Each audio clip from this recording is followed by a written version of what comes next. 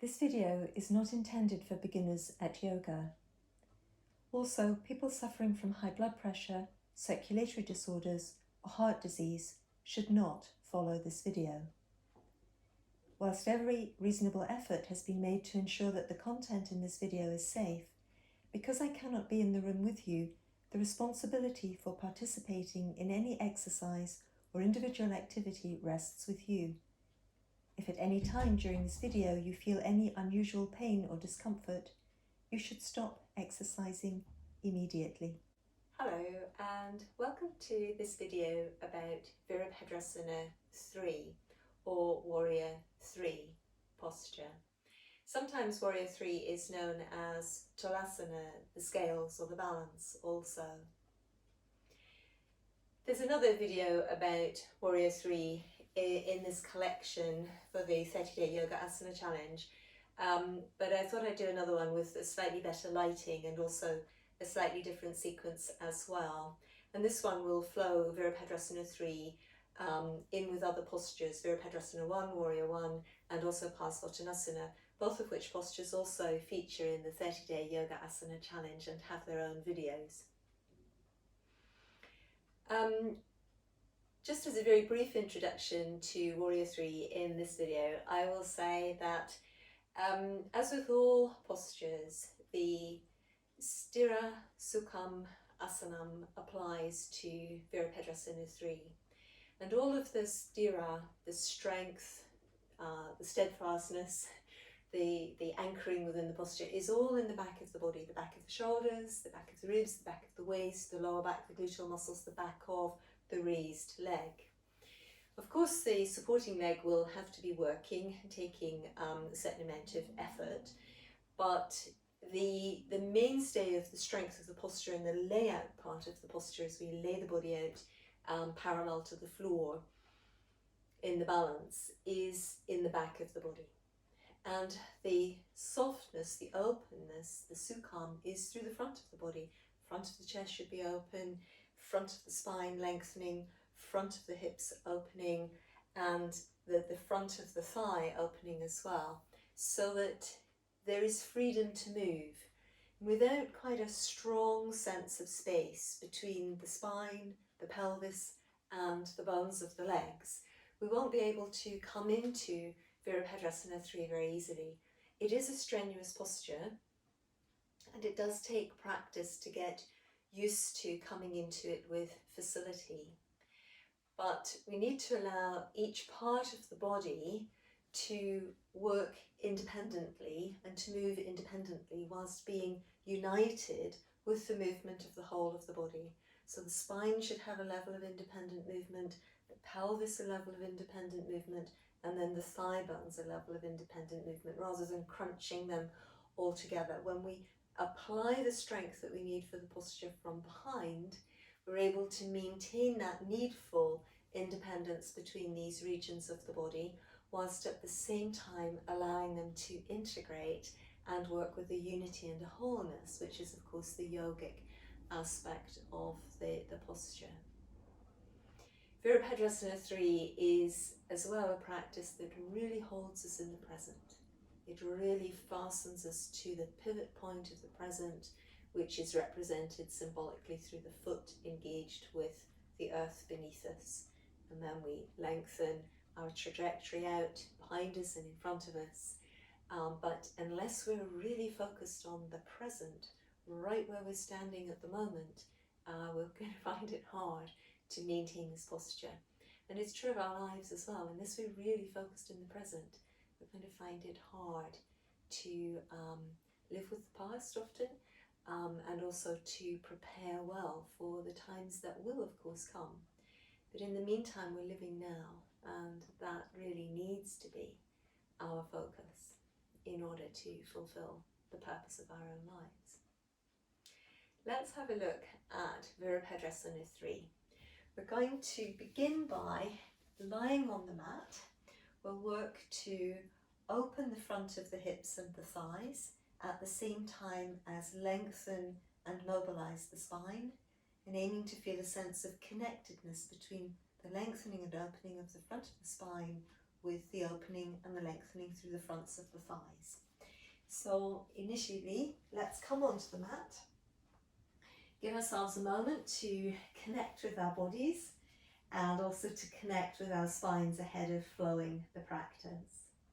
So just to begin with, let's position the heels so that they're pretty much in line with the sitting bones. We can do that by bringing the feet together, pivoting on the heels to turn the toes outwards, and then bringing the heels in line with the toes.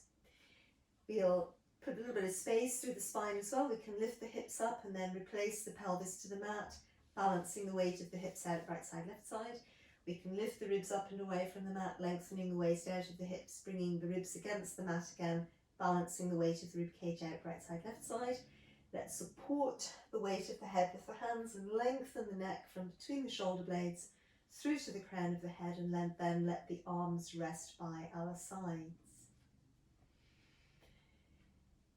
As we are resting on the mat, let's use the exhalations to relax the back of the spine, to allow all the little spinal processes over the back of the spine to relax and to soften towards the tailbone. Just spending 2 or 3 breaths to get a sense of back of the spine softening and relaxing, and at the same time the weight of the spine letting go into the mat beneath you. And then gradually with the inhalations, having a sense of the awareness of the breath, opening space within the nostrils, opening space within the area at the back of the mouth, the top of the throat and through the throat. Just as you're able to with the inhalations, have a sense of space with the breath opening and coming into the body. Just imagining then on the inhalations the breath travelling down over the front of your spine. Feel the breath come in and meet the skin at the back of the throat, and then from there just imagining that it can travel right on down, opening space over the front of the spine. And still on the exhalations, allowing the back of the spine to soften, to relax, and the weight of the spine to let go into the mat. And just follow the breath here through another 2 slow rounds of the breath. And possibly beginning on the exhalations, as well as relaxing the spine, to begin to let a little bit of engagement come into the lower abdominal muscles. Seeing if it's possible on these lengthened exhalations to draw down and back in the lower abdomen just above the pubic bone, and also to let the navel draw towards the spine, just gently checking in with the legs that they're staying relaxed at the hip joints as the lower abdomen and midsection activate, and also just allowing the gluteal muscles to stay relaxed. And then from here, keeping a sense of length and space and ease through the spine, we're going to, with the exhalation, let the spine relax, let the lower abdomen sink down and back. And as you breathe in, again, just keeping the sense of opening over the front of the spine, we're going to roll the spine away from the mat on the inhalation, trying to free and open the spine from the crown of the head through towards the tailbone, keeping your insteps really fastened into the mat. And then once again, as you're ready on the exhalation, letting the spine roll back through towards the mat, opening it out from the crown of the head right the way through to the tailbone. So again, if you feel that you need to adjust your feet at all, or realign your neck or any part of your spine, just doing that. Going to allow this movement to flow through another couple of times, just like this, the simple Dvipadipittam, lengthening of the spine, and seeing if that lengthening over the front of the spine can transmit through, connect through into the fronts of the hips, fronts of the thighs, all the way towards your knees. And then again on the exhalation, rolling back down.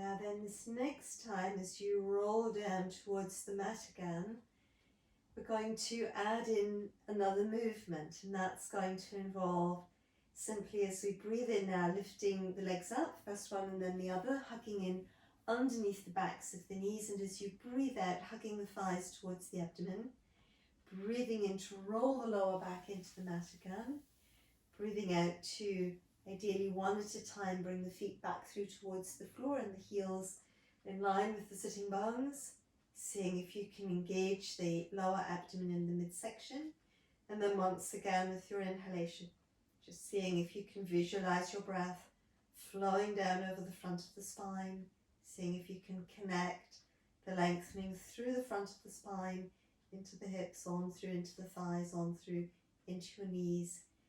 And once again, exhalation to roll back down through the spine. Breathing in to pick one leg up and then the other. Exhalation to hug the legs in and towards us and to roll the base of the spine away from the mat. Breathing in to roll the lower back into the mat again, and exhaling to bring the feet through to the floor. And let's work this through the Urdhva Virabhadrasana twice more, really trying to keep a connection between the spine opening, fronts of the hips opening. Inhalation, and then the exhalation, rolling back to the mat. And the inhalation to pick the legs up. And the exhalation to hug the legs in and down, release the lower spine. Breathing in, unhugging, and breathing out to bring the feet through to the mat. And once again, as you're ready, your inhalation.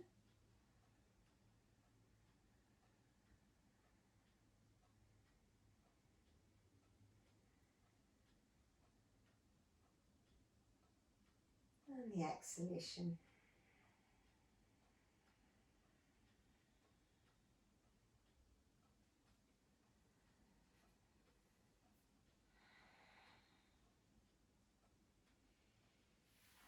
And then just arriving with the feet on the floor again. And to just again spend a moment to let the spine settle. We've been mobilizing it quite a lot and releasing it and freeing it. Just give it a moment to settle. And the energy of those two practices to be simply absorbed through the body. And then let's open the backs of the legs a little bit. So we're going to need a little bit of a hamstring stretch going through the back of our supporting leg when we arrive in the Virabhadrasana III. And so let's, with an exhalation, hug the right leg in and towards us. Aim to keep the tailbone still rolling into the mat here, so you're getting lots of opening in the back of the thigh. And then as you breathe in, let's extend through that leg and open the arms back and behind us. And then once again on the exhalation, folding the leg in, seeing if you can relax your spine here again.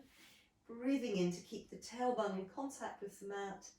Certain amount of freedom and openness through the spine as your leg extends and your arms move back.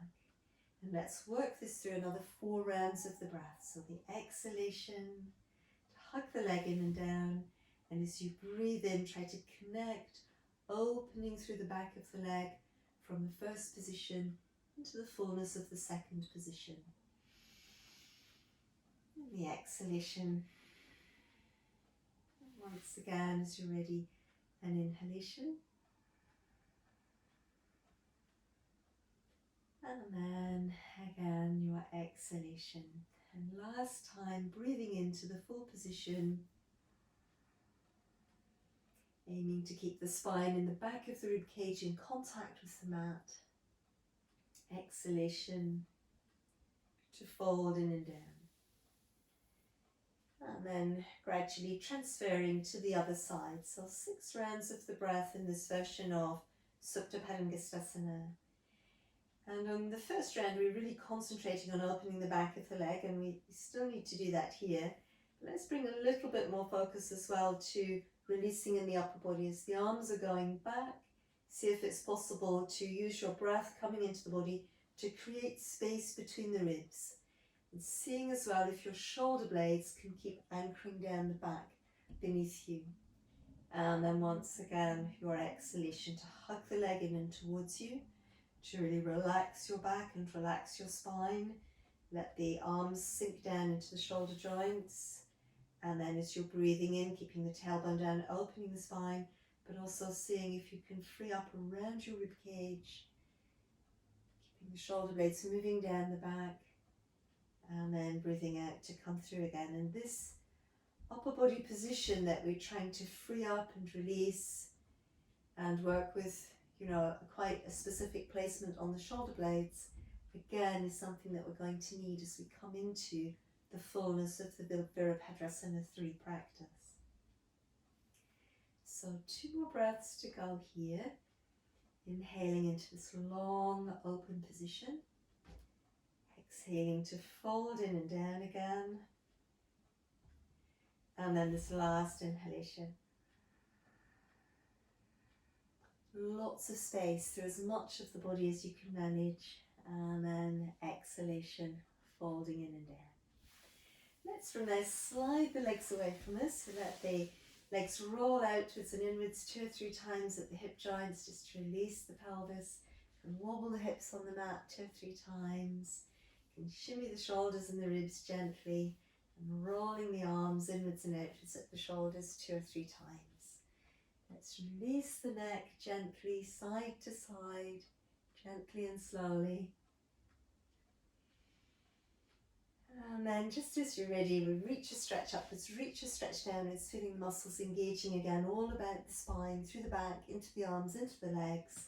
And let's from here roll ourselves over, coming onto the side, and then rolling up towards seated. And from here we're going to bring ourselves towards the all fours position. Not for long though, we're going to flow a little bit in the all fours position, Virabhadrasana, aiming the tailbone initially towards the wall behind us. And as you're moving back, trying to really see if you can get a sense of opening, connecting from your arm and shoulder right into the sides of the rib cage here. And then once again on the inhalation, coming forward, seeing if it's possible to lift from your lower abdomen, collarbones open, shoulder blades wide and moving down the back. And once again on an exhalation, really lengthening through the base of the tailbone, aiming behind you, crown of the head aiming forward, so your spine really stretches, as you can see here in the center, and allowing the muscles around the sides of the rib cage to soften and open, and the muscles over the front of the shoulder joints to open. And coming forwards, we're going to really work on trying to lift forward with our lower abdominal muscles really working, so that the muscles at the very tops of your inner thighs stay relaxed. And again, this is a sort of key element of the strength that we'll need in the Virabhadrasana III. The ability to support the pelvis on top of the thigh bones, using muscles within the pelvis more than the grip between the legs and the hips, if you see what I mean. So there'd be a way of coming forward from here where you're pulling from underneath in the groin region. Not so helpful for our general practice, especially not today. So coming through, lift from beneath the pelvis to help you forwards and into your all fours position. So now then, let's lengthen back, and holding this lengthened back position, we're going to take the right arm and walk it across towards the left arm, and underneath the left arm, crossing over at the forearm or just around the wrist area.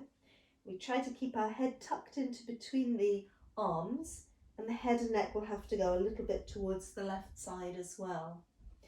And then once we're in this position, we're just edging through towards the left fingertips, keeping the hips pretty much in position and square, so you begin to feel, in theory, a bit of a stretch around the outside of your left rib cage. And if you can direct your breath into the left side of your rib cage on your inhalations, that will help to intensify the opening here. And then just breathe out, relaxing the ribs, softening the shoulder blade on that right side. So let's do one more breath here, edging into the right fingertips, and then breathing out. And then we're going to walk ourselves with the arm right back to the starting position, so the right arm comes in line with the shoulder joint again. Let's have a go on the left side as well. So the left arm walks across, passes right underneath the right arm, forearm, wrist, and we keep the head tucked into between the arms, and a little bit the head and the arms go over towards that right side with the left arm. And then once we're here, breathing in, emphasizing the breath into the left side of the rib cage, edging into the left fingertips, breathing out, just relaxing. Breathing in, walking across and breathing out, just relaxing and close to one more breath. And relaxing a little. And then let's walk that hand back again all the way through and lengthening forward. So just spend a moment to absorb that opening through the outsides of the rib cage. And then, as you're ready, I'm going to think about diving the body forwards onto the mat. And you can either walk forwards on the forearms and coming through on your forearms and then just eventually bringing your back into the mat, or you can dive through in that more yoga way, passing through Nakrasana, so that again you lead with lots of deep abdominal strength. Breathing in, come through, so you come through lengthening your spine without your abdomen and hips resting into the mat, and then there you are, forward with lots of space in your spine. So we just let the toes more or less align with the tailbone, just allowing there to be lots of space again over the front of the hip joint. So I'm just reaching my legs back to open the muscles on the front of the hip, and then I keep that lift in the lower abdomen that we had in our bridge posture a moment ago, and the navel pulling to the spine. We're going to work into a flowing Bhujangasana, flowing cobra, breathing in to, from as far back through the spine, open the spine forwards. Keep the navel pulling to the spine so your breath stays in your chest. Breathing in, opening forwards, and you then automatically begin to come upwards. And then on the exhalation, rolling the spine back into the mat. As you're coming forwards, you need to try to keep the pelvis and the rib cage tracking each other. You keep them in a way moving towards each other as you stretch and open your spine in the center of the trunk, so that the muscles at the base of the rib cage, close to the base of the breastbone, just here, stay relatively contracted. And the movement is emanating from my back strength and my core strength. Breathing in to come back down. Breathing out to come back down, sorry. So breathing in to reach forwards, keeping the ribs and the pelvis tracking towards each other, not too much separation at the front, in other words. Keep flowing through, lengthening, putting space between the vertebrae. And breathing out to return back down. And sometimes, the arms might be assisting even though we didn't intend it. If you stretch them back, it may help.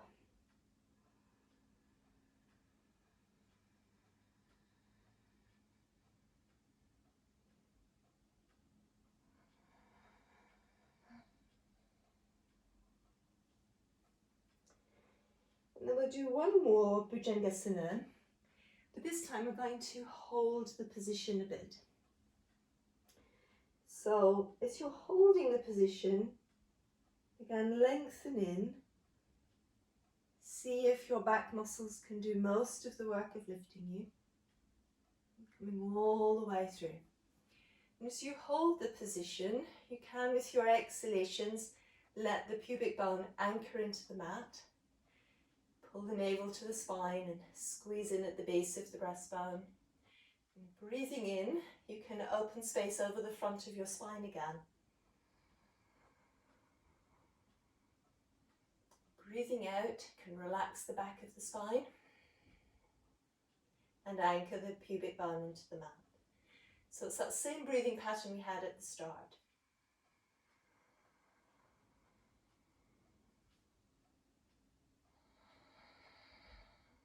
And although my forearms are just staying on the mat, I'm trying to feel that my spine is actively able to lengthen here. And the last breath.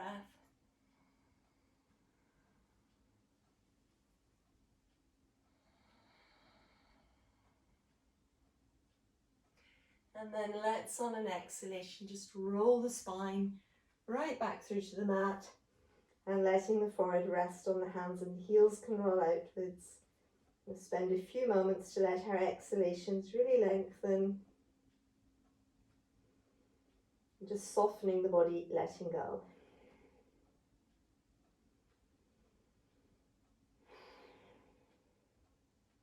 And then gradually, as you're ready, we're going to press ourselves up and reach back, sending the hips back and towards the heels. So just spending 2 or 3 breaths here to allow the spine to again lengthen at the waist. Might be that it needs a little bit more space again after the Bhujangasana between the sacrum and the lumbar spine. And then from here, we're going to think about flowing ourselves into the downward facing dog posture. So it involves already some of the things we've been practicing.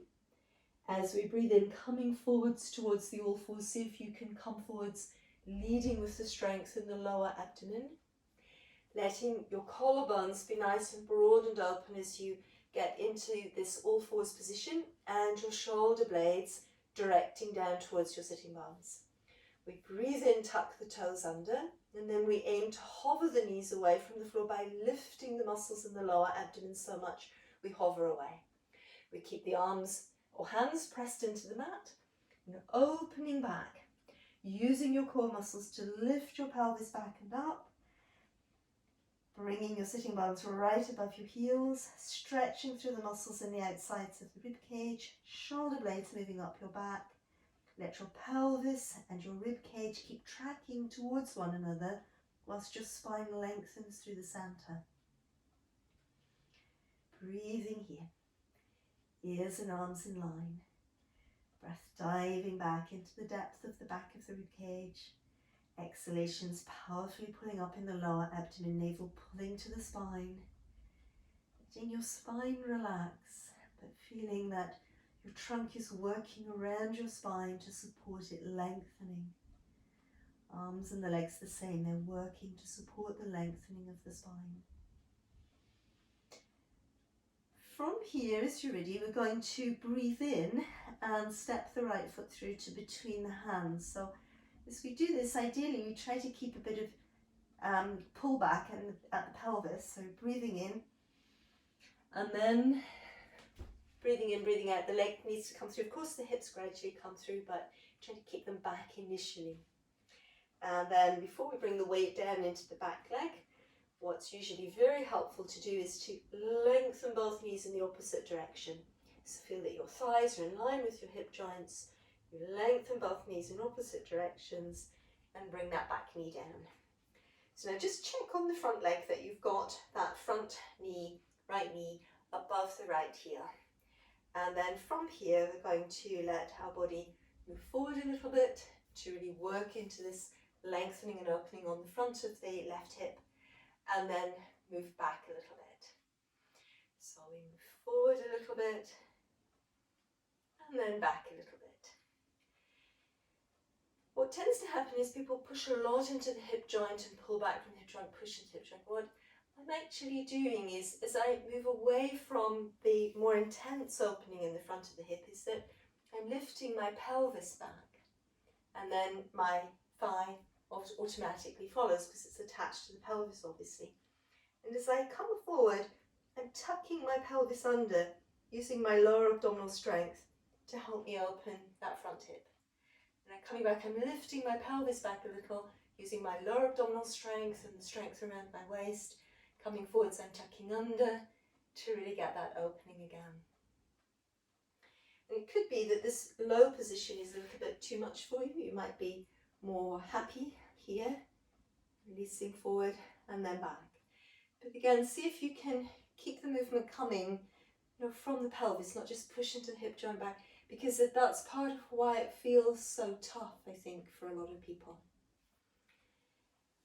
Now, if you feel ready to advance the hip opening down here, we can bring both arms or hands to the inside of the right leg, just checking that our spine is nice and long at this point. And then it's gently from the base of the spine, letting the left hip move down, and then the left waist and the left ribs as you spiral and turn your back towards your front leg. So the spine is sort of spiraling around to that front leg. And then breathing in to come back to the center. Let your spine be nice and long here. And then breathing out to let your spine sway gently from the base of the spine, moving upwards away from that front leg. And then once again, breathing in to come back to the center. So I let my tailbone move downwards, then my left hip, left waist, left ribs and the spine coming with them. Turn towards that front leg. And then again, breathing in from the base of my spine, re-lengthen outwards and forwards to the crown of the head. And then exhaling, swaying that long spine over towards the left side away from my front leg. And then again, giving it another go, sinking and turning in, breathing in to come center, breathing out to sway away, and last time breathing in to come center. And then from here, we're going to think about pressing back and up, Adho Mukha Svanasana again. So you can breathe in, tuck the back toes under. Again, think in terms of lifting from your pelvis, so you're carrying its weight back. Hands press into the floor, breathe in to press back. Ears and arms are in line, lengthening back through your spine. Use your core strength muscles to lift your hips up and back. As the hips lift up and back, it will open the backs of the legs often, heels sink away, and breathing here. So once again, your Adho Mukha Svanasana. Knees can always be bent. More important to really look for that form through the spine, the long line tailbone to crown, supported with your deep abdominal strength and the muscles working around the rib cage, upper back strength working, breathing. So once again from here, we can think about breathing in, breathing out, stepping the left foot forward.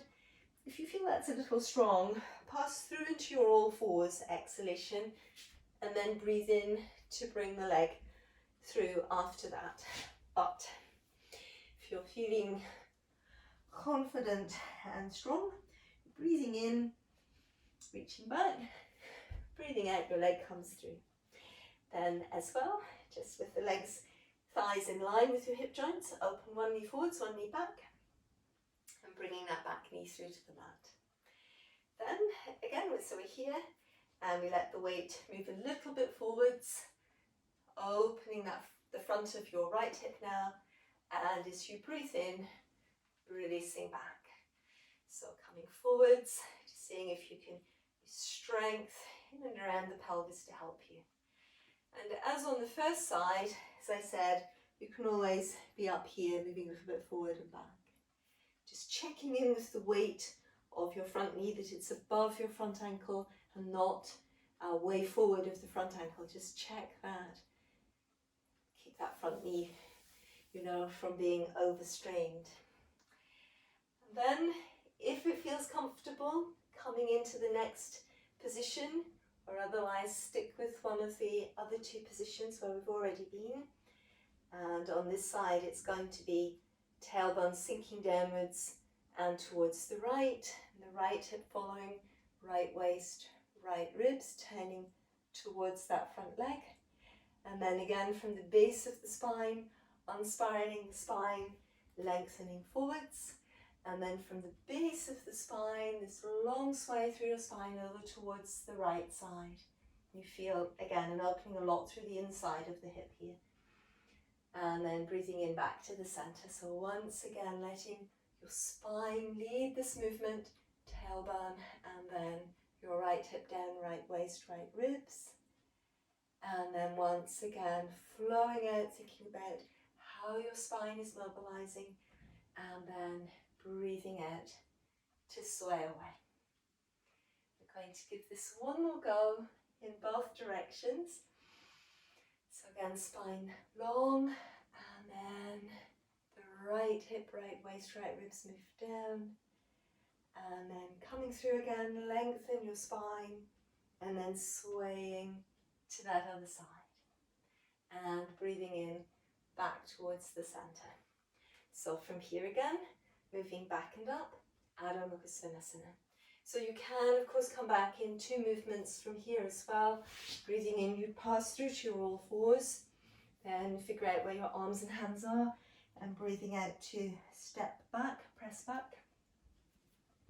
Or from here, as I said on the first side, then it's really lift from your pelvis. So the first thing to lift the pelvis, and then the leg, and then the arms. So your core is your mainstay, really. You use the core muscles to really open back through your ribs, back through your waist, back into your pelvis, unfurl the spine using your core muscles, and then sink the heels.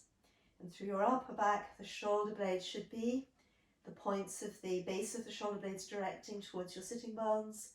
Your shoulders are lifting up out of your ribs lifting up out of your shoulder joints, pressing the index fingers and the thumbs into the mat.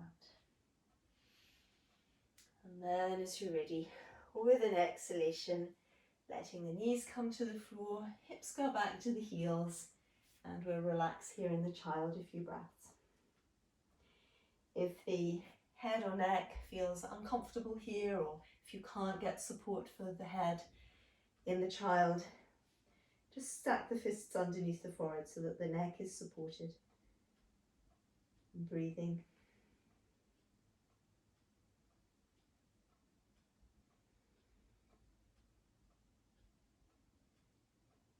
And then gradually, gently as you're ready, we're going to think about rolling up through the spine, away from the child's position, back through to seated.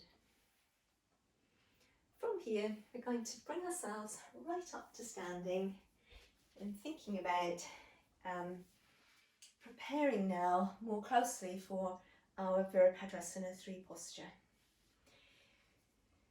Let's begin to readjust to being in standing, working with Urdhva Hastasana, and really sink back down. So that's where the center of the heels and the balls of the feet really taking a fairly even distribution of weight, pads of the little toes down, lengthening from the base of the toe joints towards the tips of the toes, just feeling that the base of your toe joints are engaged with the mat. Now in this practice, it's going to be useful, and it will help us as well as we advance towards the Virabhadrasana III position, to keep the tailbone lengthened down, the waist very tall, so you've got a sense again of the front of your spine opening.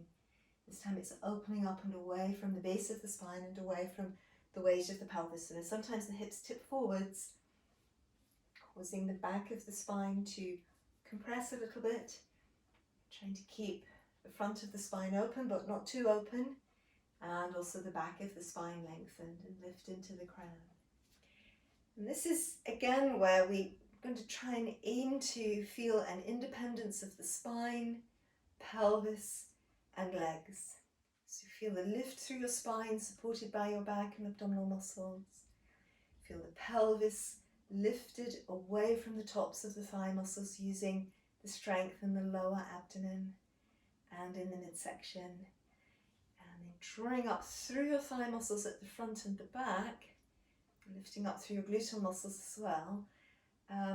But you're trying to keep a sense of, although you're pulling up at the fronts and the backs of the thighs, that you've got some length and space through the inside of the hip joint to the heels. And really all of this sense of spaciousness and alignment you can test by, as you breathe in, releasing your heels away from the floor, and as you breathe out, coming back down. Sometimes when we start to release the heels, of course we don't focus so well on the other parts of the body, but as you release the heels, keep an integrated sense of your back, your spine, your pelvis and your thighs, working independently but also connectedly. And just take one more round of the breath doing this.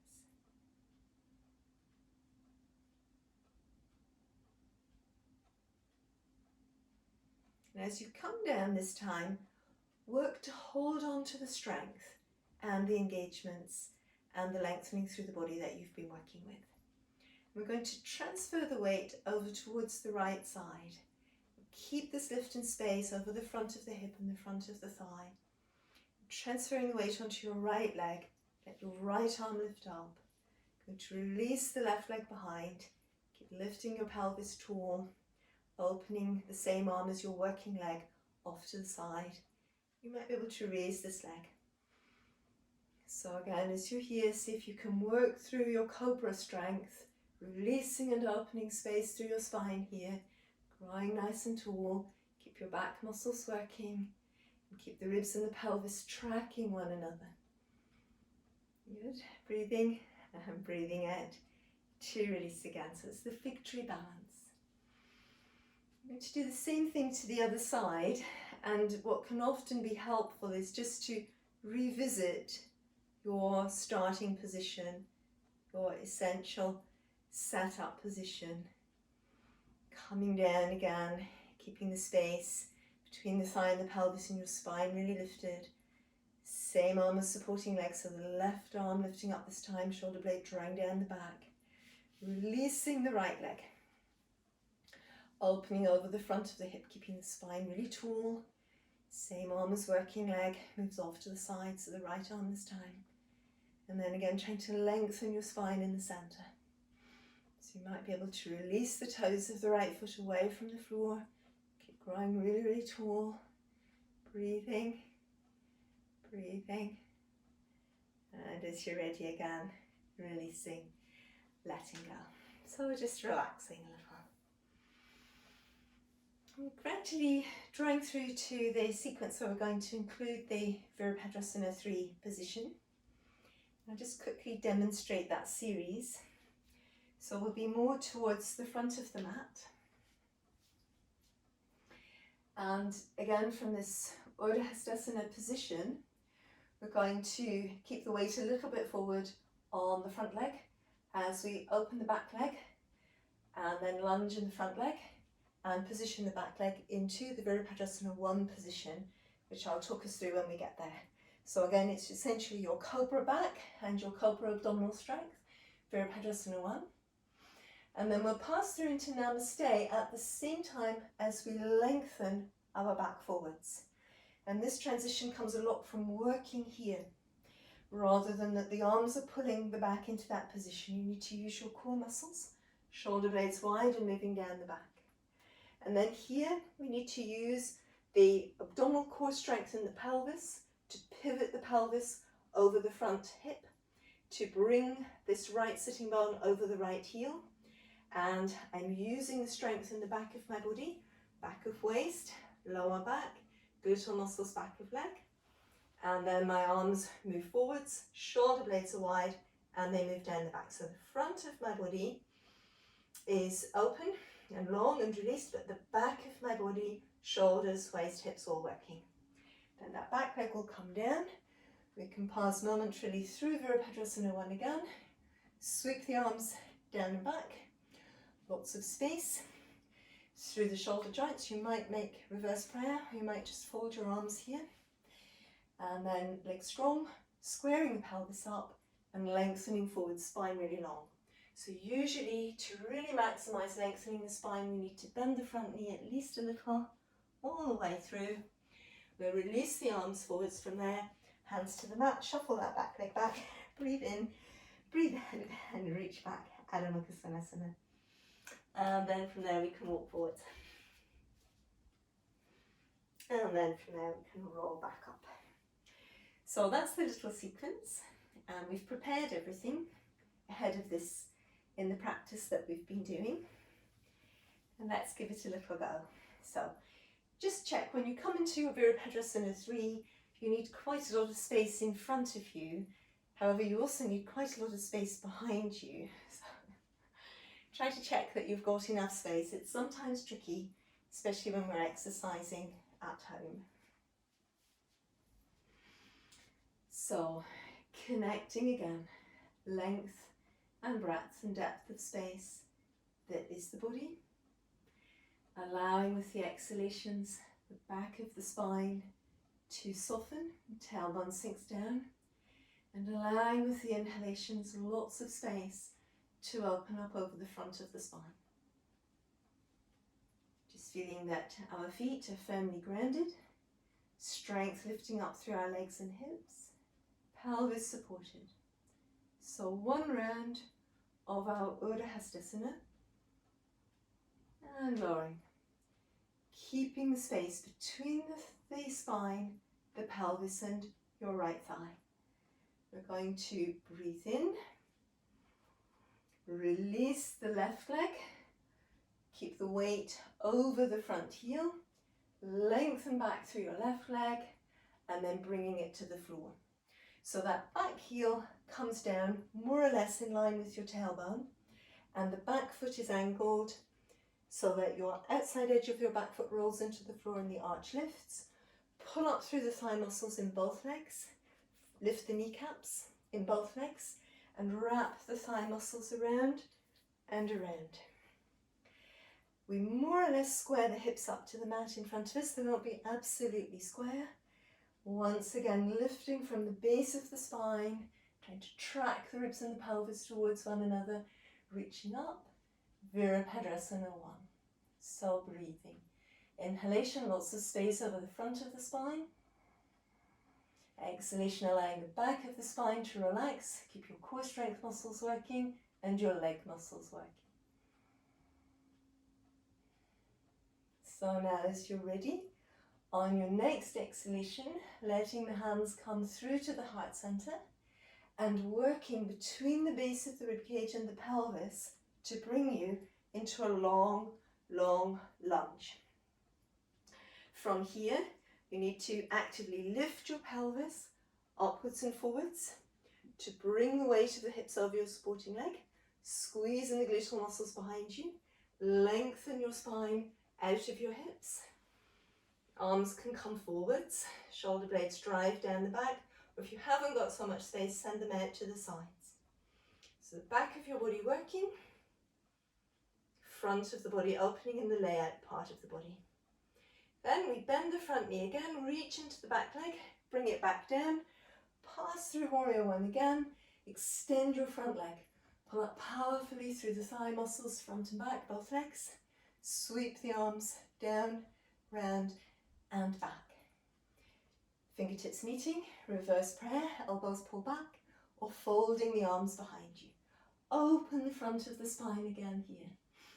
Exhalation, moving forwards. So this time, the aim is to square the pelvis to the mat in front, end of the mat in front. So keep drawing your right hip back, left hip forward. Let your spine lengthen along the line of your front thigh. Always let that knee bend so that you can really open space over the front of your spine. Here again, you can use a little bit of lift and work in your lower abdominal muscles to angle your sitting bones back and up and your spine moves forwards. Breathing. And then exhalation to release the arms through. They come just in front of that front foot. Back leg releases the angle. Breathing in here.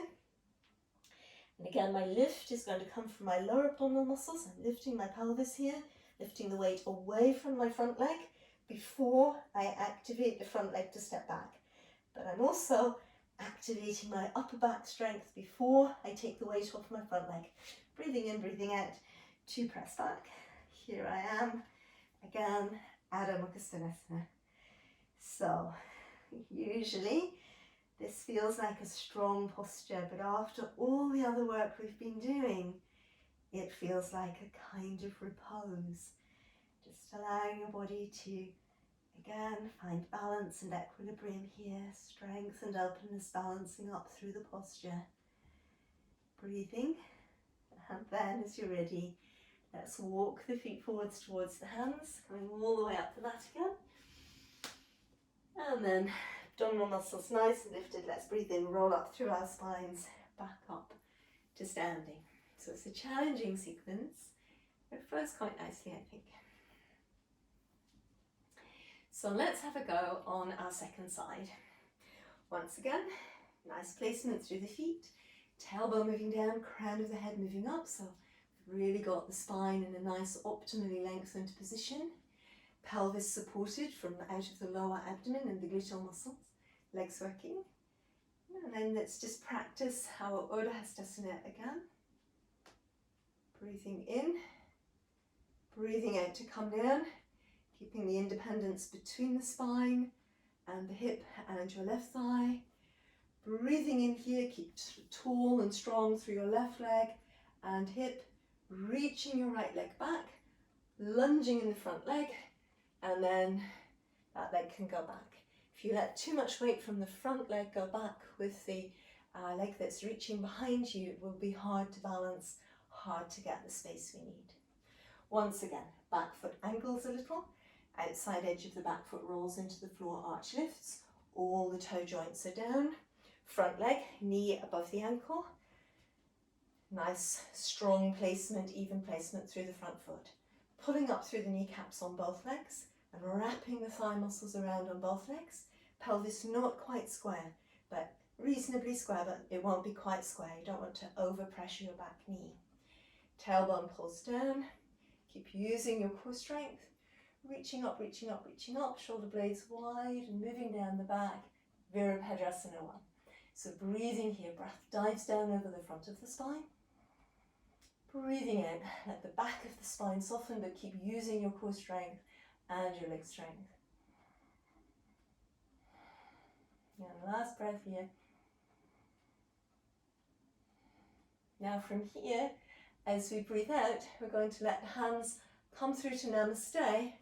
And again, use the strength between the base of the ribcage and the pelvis to bring your spine into the long line. From here, we need to keep the upper back muscles working, lower back muscles working, gluteal muscles pulling up on your right side. Lift your left hip above your left heel. Keep lengthening your spine out of your hips.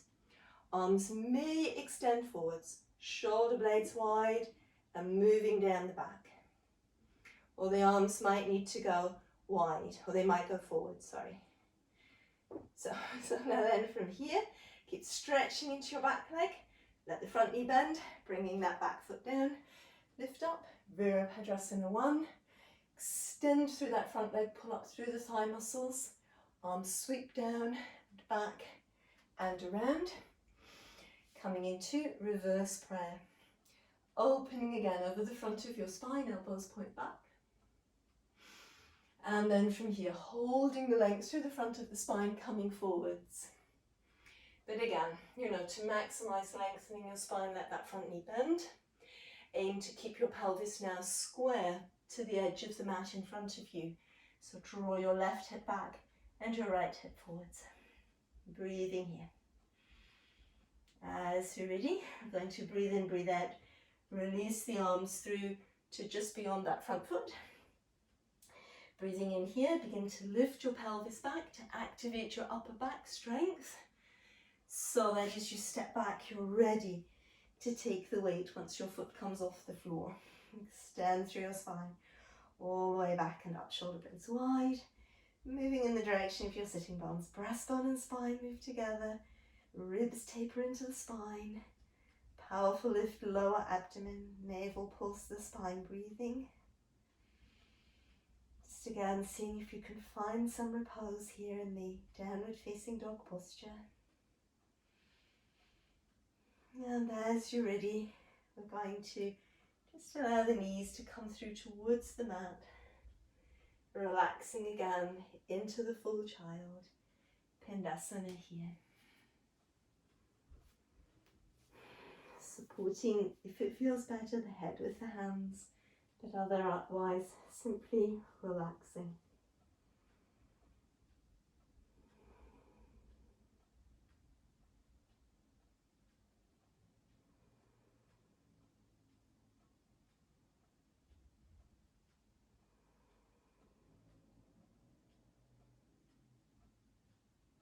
And then gently, gradually as you're ready, with an inhalation, rolling back up, away from the child's pose, right back through to seated.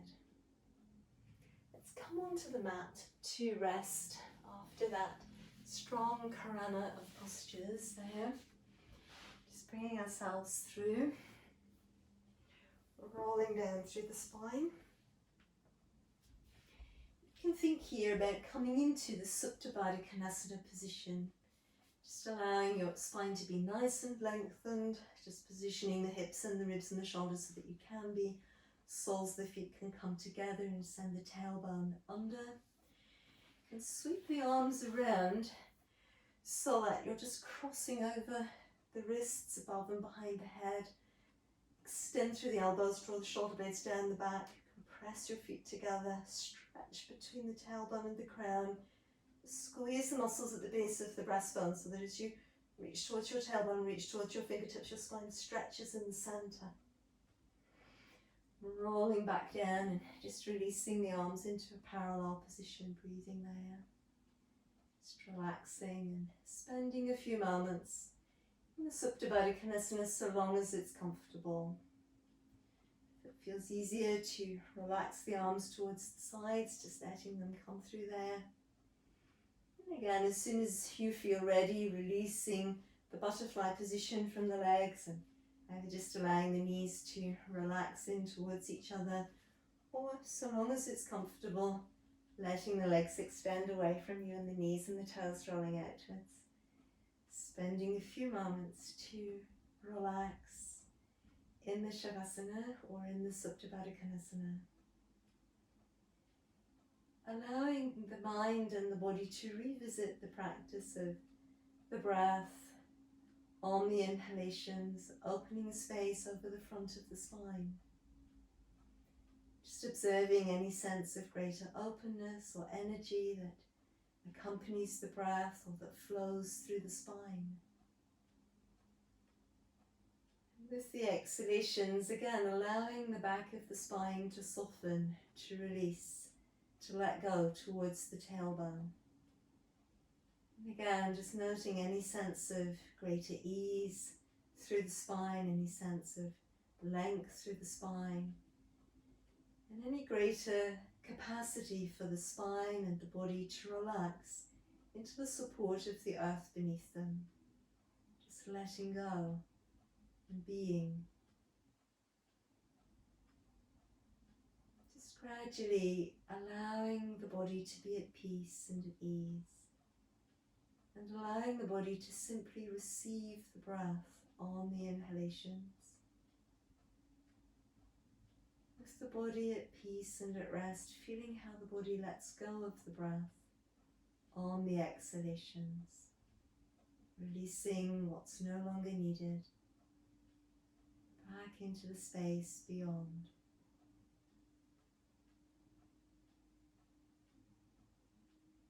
Gradually a sense of the whole body breathing in and the whole body breathing out might synthesize.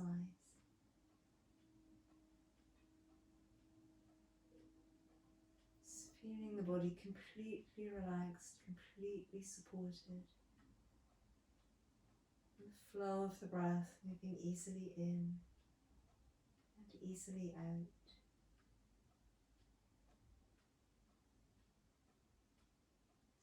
Allowing the mind to ride on the stream of the breath. Letting the focus stay with peace and the ease and the gentle energy of the breath flowing in and out.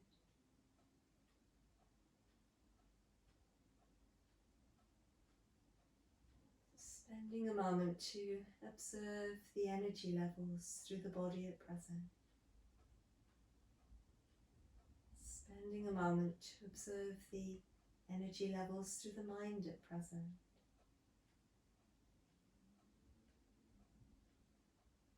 Acknowledging and owning any peace that there may be, any oneness, any wholeness that there may be.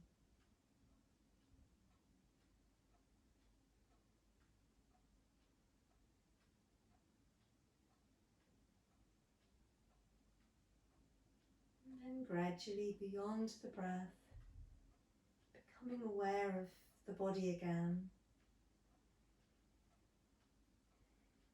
Just knowing the physical body through which the breath is channeled.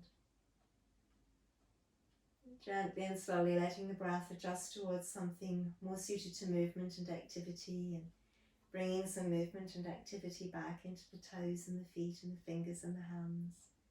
And just gently and slowly turning the head towards one side and drawing center again. Releasing towards the other side and drawing center again. Just remembering the neck those couple of times in both directions. And then from there we can just reach a stretch upwards, reach a stretch downwards, feeling the muscles engaging all about the spine, into the arms, into the legs. If you're still in the Supta Baddha Konasana, relaxing the arms to the sides and just gently letting the legs come into the center again, letting the spine relax for a moment before you pull into this full body stretch. And then from here we can always hug the legs in and towards us and circling the hips on the mat, 2 or 3 times one direction, 2 or 3 times opposite direction. And then as you're ready, from here we're going to just roll over, coming on to one side, resting on the side for a moment, pressing up and away from the side towards a seated position.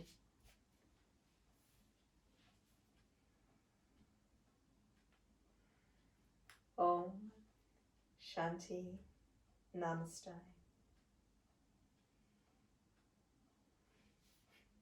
Well done. Thank you for watching, and hope to see you again soon.